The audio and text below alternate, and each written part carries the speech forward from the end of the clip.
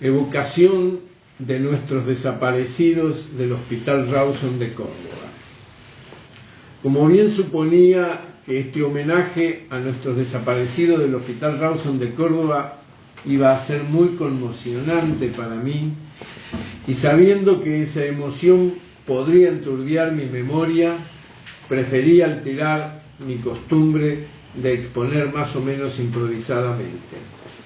Este homenaje es demasiado importante. Para los de las nuevas generaciones, soy Abel Boslaski, médico, graduado en la Universidad Nacional de Córdoba en abril de 1972. Mi carrera universitaria transcurrió casi toda en dictadura. En 1966, el golpe militar encabezado por el general Onganía intervino sindicatos y universidades, expulsó profesores, reprimió estudiantes y trabajadores. El 7 de septiembre de ese año caía baleado el estudiante de ingeniería y obrero de Ica Renault, Santiago Pampillón, que murió 5 días después. El 29 de mayo de 1969 se produjo el Cordobazo, con una huelga obrero-estudiantil masiva, con un saldo de muertos indefinido y con la instalación de tribunales de guerra. El 15 de marzo de 1971 se produjo el Viborazo o segundo Cordobazo. El general Lanusse asumió como dictador. Poco tiempo después de graduarme, probablemente en mayo de 1972, ingresé a este Hospital Rawson, en el pabellón 6, en una sala que estaba bajo la jefatura del doctor Waldemar Pushkin, un hiperkinético a toda prueba y obsesivo de la buena medicina. No conocía a casi nadie y no me imaginaba que aquí, además de aprender mucha medicina, entablaría vínculos personales de una solidez inigualable con personas de condiciones humanas extraordinarias, con algunas de las cuales alcancé ese altísimo grado de relación habitualmente denominado amigo. Además de colegas, tuve compañeras y compañeros. Cuando ingresé tampoco imaginaba que este sería un escenario de lucha social y también política. Tampoco imaginaba que alguna vez este hospital, esta ciudad de Córdoba y el país mismo serían escenario de acontecimientos trágicos, terribles, dolorosos, al punto de reproducir en Argentina lo que desde niño y adolescente había conocido por familia y por lecturas históricas sobre la Europa asolada por la depredación y la muerte que provocó el nazifascismo. Al poco tiempo de ingresar, entré también a la guardia, cuyo jefe era, por entonces, un joven instructor de residentes y brillante médico, el doctor Alberto Daín, también un obsesivo de la buena medicina de quien aprendí tantas cosas, entre ellas a diagnosticar un infarto de miocardio mudo, sin dolor precordial, en un paciente que cursaba una miocarditis. En esa época apenas contábamos con un simple electrocardiógrafo y nada más. En esa guardia y desde el primer día conocí al SOPA, el doctor Oscar Roger Mario Guidot, que llegaba fuera de horario porque para mantenerse trabajaba como inspector de tráfico del transporte público de la municipalidad. A partir de aquel día desarrollamos una empatía que llegó a una profunda amistad que perduraría hasta aquella noche del 4 de abril de 1977, cuando nos vimos por última vez en la ciudad de Buenos Aires, a donde ambos recalamos, escapando de la brutal represión, y vivíamos clandestinos, trabajando para sobrevivir y ayudando a quien podíamos. Guidot fue capturado al día siguiente, atrapado en una confitería porteña por una patrulla militar que al detectar que tenía documento de Córdoba, lo revisó y le encontró un sobre conteniendo denuncias sobre desaparecidos que le iba a entregar a un periodista sueco. Guidot integraba la Comisión Argentina de Derechos Humanos, la CADU, de la cual fue miembro también el doctor Alberto Falikov, pediatra y docente del Hospital de Niños, que ya había sido secuestrado el 25 de noviembre de 1976. Guidot era un ser excepcional. No era solamente médico infectólogo, era folclorista, guitarrero, cantor. Integraba el coro de la Universidad de Córdoba. Fanático hincha de Talleres, gracias a él volví a las tribunas de las canchas que hacía tiempo había dejado. Poseía una picaresca cordobesa como pocos. Su ingenioso humor lo llevó a ponerle motes a muchos colegas y compañeros de este y otros hospitales. Guidot era del pabellón 3, el que estaba dirigido por el inolvidable doctor Víctor Roland, uno de los mejores médicos que he conocido, maestro de generaciones, profesor inigualable, docente como pocos y solidario incondicional. La memoria de nuestros desaparecidos del Rawson está íntimamente ligada a la de Roland, ya que muchos fueron sus discípulos. Guidot, además, fue un incansable luchador social. En ese mismo año, 1972, que nos conocimos, fue uno de los protagonistas principales del movimiento de médicos no rentados, que protagonizamos una extensa huelga entre diciembre del 72 y enero del 73. Ese movimiento médico tuvo el explícito respaldo del movimiento obrero cordobés de la época. Recuerdo las reuniones que mantuvimos con el inolvidable Agustín Tosco, con el también lucifuercista Felipe Alberti y con el dirigente de ESMACA René Salamanca. En una ocasión Tosco nos brindó la sede de la CGT para una conferencia de prensa. Por esa huelga, la dictadura de entonces, la del general Lanussi a nivel nacional y la del almirante Wosden a nivel provincial, tuvo que reconocer la legitimidad de nuestro reclamo, que era simplemente que los 1000 médicos no rentados que sosteníamos las guardias de toda la provincia debíamos ser remunerados. Obtuvimos 330 puestos de trabajo médico. Oscar obtuvo su cargo por concurso gracias a esa conquista. También integró nuestra asociación médica gremial del Rawson. Igualmente pasó de trabajar de inspector municipal a ser médico de un dispensario en barrio comercial. Oscar Guidot fue secuestrado el 5 de abril de 1977 y llevado al campo de concentración El Vesubio en el Gran Buenos Aires. Hay varios testimonios sobre su paso por ese centro de torturas y exterminio. No quiero extenderme acerca de esos relatos desgarradores. Todos pueden leerlos en numerosos testimonios y en las actas y reseñas de los juicios por crímenes de lesa humanidad. Solo quiero resaltar anticipadamente dos cosas. Una, que ni en el caso del Sopa Guidot y de otras víctimas, los genocidas pudieron arrancarles una sola palabra que les permitiese a los cobardes obtener informaciones que pudieran perjudicar a otros.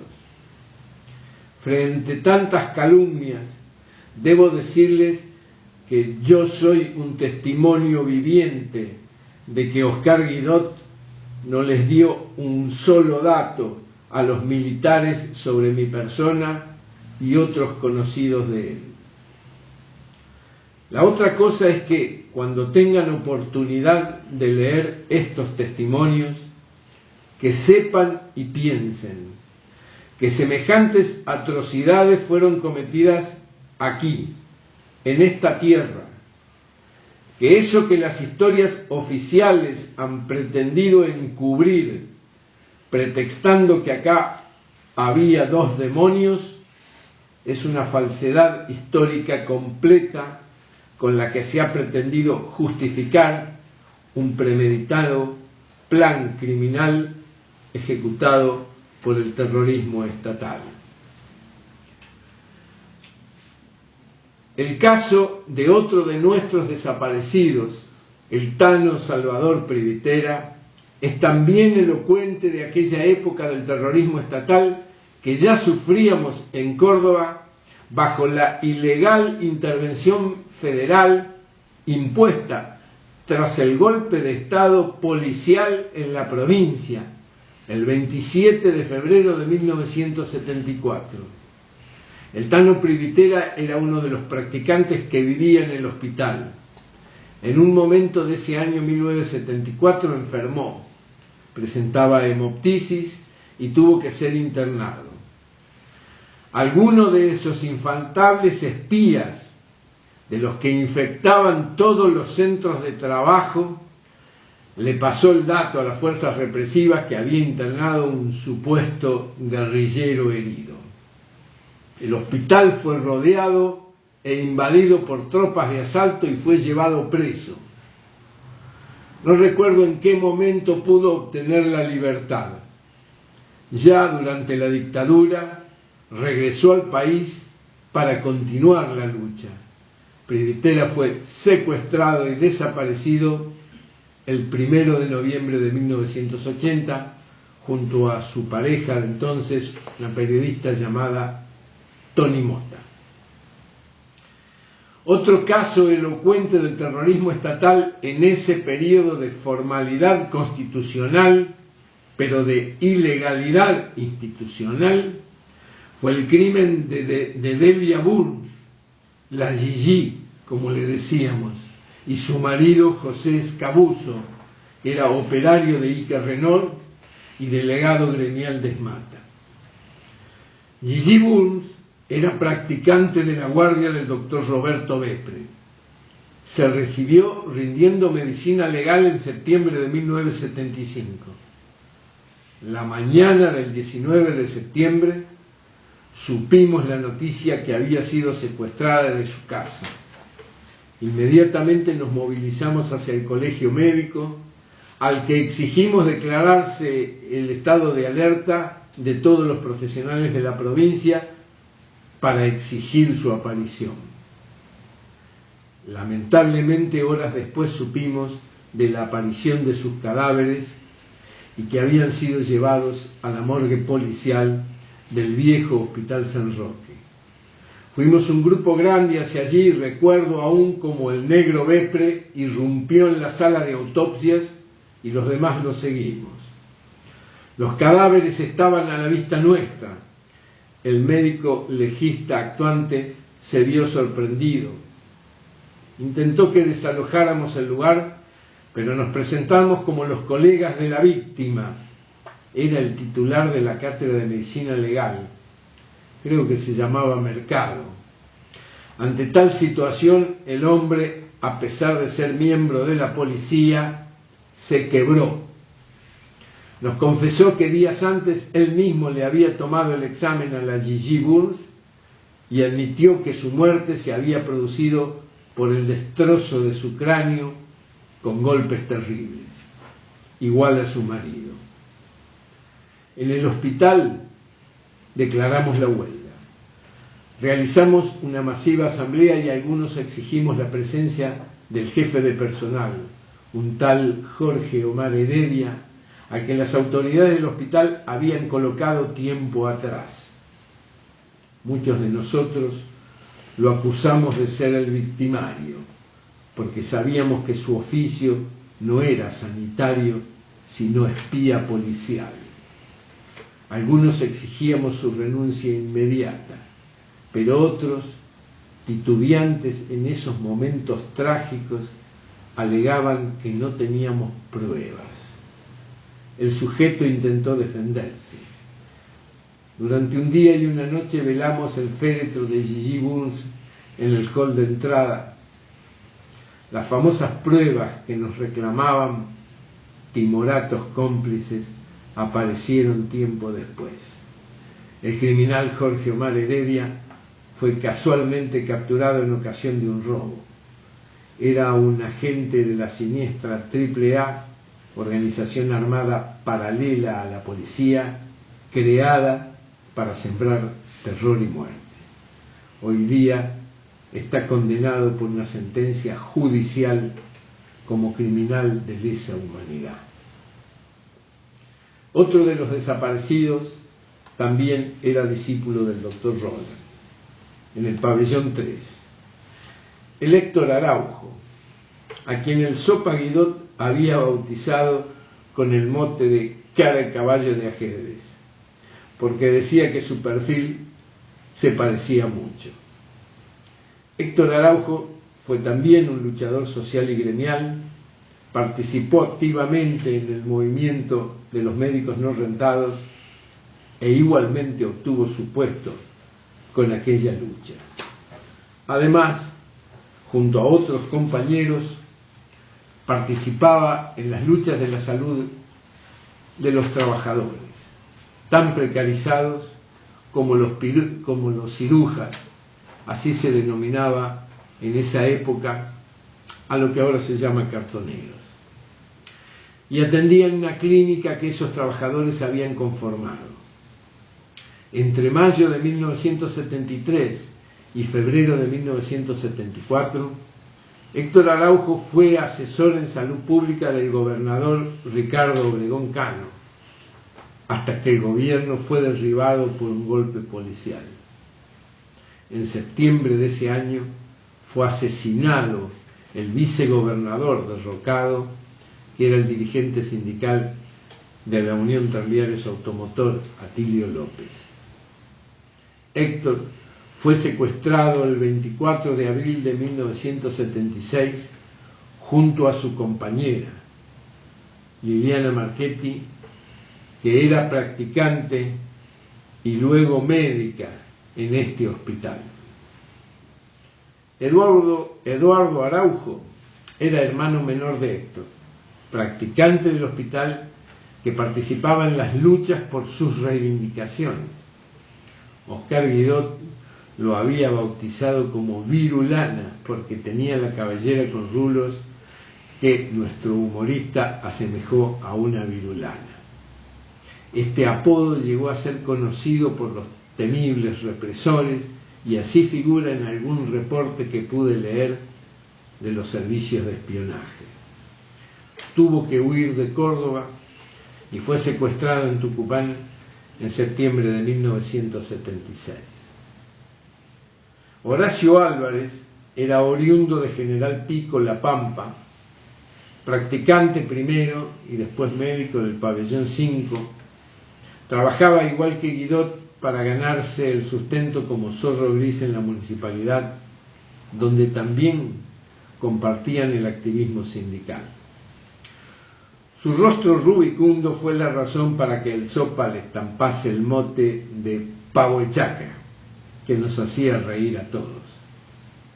Horacio fue secuestrado el 13 de abril de 1976 y llevado al campo de concentración La Perla, en donde muchos testimonios revelan la magnitud de su valor y humanidad. Él mismo, brutalmente torturado, ayudaba a curar las heridas de otros prisioneros. Su esposa, Nora Méndez, primero practicante y después médica del pabellón 5, sobrevivió a ese secuestro y sus testimonios pueden ser leídos. Se sabe que Horacio fue asesinado en febrero de 1977.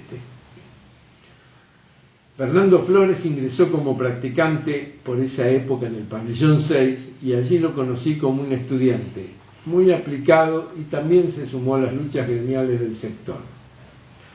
Flores era pelirrojo y bastante pecoso. El Sopa Guidot lo apodó Tallarín con Tuco, y de ahí en adelante lo llamábamos Tallarín. El día que las tropas asaltaron el hospital, me pidió que le ayudase a esconder folletos del centro de practicantes. Flores continuó su lucha contra la dictadura y fue abatido por las tropas del Tercer Cuerpo de Ejército el 17 de agosto de 1976. Adriana Aydar era practicante en el pabellón médico y luego de graduarse dejó el hospital y la ciudad. Supimos que había ido a trabajar a Mendoza. Adriana no había desarrollado activismo gremial en nuestro hospital. Ella era hermana de Ricardo René Aydar, un militante político que fue uno de los 3 sobrevivientes de los fusilamientos de presos políticos que había ocurrido el 22 de agosto de 1972 en Trelew, durante la dictadura de Lanusse. Perseguida por la represión, se radicó en Quilmes junto a su hermana Mirta Malena. Allí fueron secuestradas ambas el 27 de febrero de 1977. Años más tarde también se veía desaparecido su hermano. Como ustedes ven, familias enteras destrozadas. José Luis Boscarol, conocido familiarmente como el Chanchón, fue cronológicamente el primero de los caídos entre los médicos del Rawson. Nos graduamos el mismo día, el 19 de abril de 1972. Era oriundo de San Francisco e ingresó al Rawson poco tiempo después que yo, en el pabellón 5. Juntos trabajamos en el dispensario de Villa Barranca Yaco, en el Bajo Porredón. Él después vivía y atendía en otro dispensario por Villa Libertador. Boscarol participó en una acción insurgente y en la madrugada del 11 de agosto de 1974 el vehículo que conducía, perseguido por móviles policiales, se accidentó y volcó en las cercanías de Altagracia. Quedó gravemente herido y fue llevado a una clínica.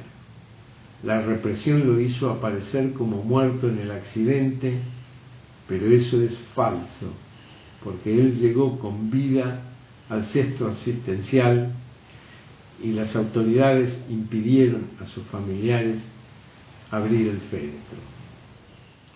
Carlos Francisco Guidet ingresó en nuestro pabellón 6 como practicante. Fue uno más que se sumó a las luchas reivindicativas. No recuerdo en qué momento se graduó, pero el destino nos encontró tiempo después en la ciudad de Buenos Aires, donde lo veía esporádicamente.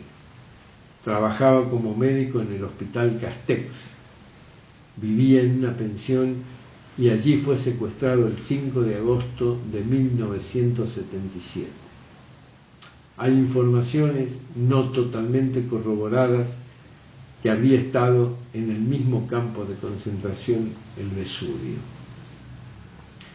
A esta enumeración seguramente incompleta hay que añadir otros nombres tan valiosos como los anteriores. Uno es el ya mencionado Roberto Bepre, ejemplar jefe de guardia, también integrante de nuestra asociación médica, quien padeció prisión durante casi toda la dictadura. Al recuperar su libertad, se radicó en Villa Dolores. Infatigable luchador por la salud y contra la mercantilización de la medicina, Bepre fue asesinado por mafias del negocio médico en 1990. No puede faltar en este homenaje la mención del doctor Ricardo Mora, veterano médico del pabellón 6, que fue capturado por la dictadura y tiempo después liberado. Él mismo me relató en 1986 su paso por la siniestra D2, donde vio y habló con el jefe de esa fuerza de tareas de asesinos, el siniestro Raúl Tejeldín, a cuya madre había atendido mucho tiempo atrás. Mora fue mucho tiempo presidente de nuestra Asociación Médica Gremial y un puntal en la defensa del trabajo médico y del hospital público. Tampoco podemos olvidar la memoria del doctor Silvio Arroyo, quien desde sus épocas de practicante y después ya como médico fue un destacado luchador, razón por la cual también fue prisionero de la dictadura y sobrevivió a un campo de concentración. Y también corresponde evocar al mencionado doctor Víctor Roland, que además de un formador en nuestra profesión fue un inestimable apoyo espiritual y moral en todas las difíciles circunstancias. No por casualidad, Roland fue cesanteado por la dictadura. En las fichas de los genocidas figuraba como supuesto ideólogo marxista. Roland decía en su círculo íntimo: estos cretinos mataron a los mejores, a los buenos, a los lúcidos, mis discípulos, mis amigos. Estoy solo y no voy a parar de hacerles un buen quilombo. En un acto de arrojo temerario y casi irracional, ese profesor universitario de más de 50 años se fue solo a la sede del Tercer Cuerpo de Ejército y reclamó infructuosamente entrevistarse con el jefe de los genocidas, el chacal general Luciano Benjamín Menéndez, que por supuesto no lo recibió. Un par de días después, 4 represores lo vinieron a buscar aquí, al pabellón 3 que él dirigía. Fue llevado a la siniestra de 2. Le mostraron fotos de muchos de los desaparecidos del Rawson. Le preguntaron si los conocía y si sabía dónde estaban, a los que Roland les respondió identificando las fotos y diciendo que si ellos no sabían dónde estaban, ¿cómo lo iba a saber él? El maestro que nos enseñó a ver una fase leonina en un paciente al que aún no le habían diagnosticado lepra y que nosotros, sus discípulos, no veíamos, supo mofarse y desafiar a los cobardes. Mujeres y varones de las nuevas generaciones, estas mujeres y estos hombres que hemos evocado trabajaron en este mismo hospital, atendieron en sus salas y consultorios, igual que ustedes, estudiaron, pasaron días y noches al pie de la cama de sus pacientes y además lucharon por elevar el nivel asistencial y sanitario del pueblo y aplicar la ciencia al servicio de la salud y no del lucro personal. Estos son los que el régimen intentó descalificar como demonios. Muchos de ellos asumieron por decisión y elección propia una definición y una identidad política. Esto debe ser respetado y no ocultado. De entre nuestros desaparecidos, Guidot, Gigi Burns y Boscarol integraron el Partido Revolucionario de los Trabajadores. Héctor y Eduardo Araujo, Liliana Marchetti, Adriana Aidar y Privitera fueron miembros de la organización Montoneros. Álvarez y Flores participaban en la organización comunista Poder Obrero. Ellas y ellos y otras y otros cuyas pertenencias no conocemos habían asumido un sueño de redención social. Sus nombres no deben permanecer en el anonimato. Un hospital, un dispensario, una sala, un aula, una biblioteca, bien puede y debe evocarlos para que sus vidas permanezcan en el saber colectivo. Si ellos permanecen en nuestra memoria, entonces podremos tener historia.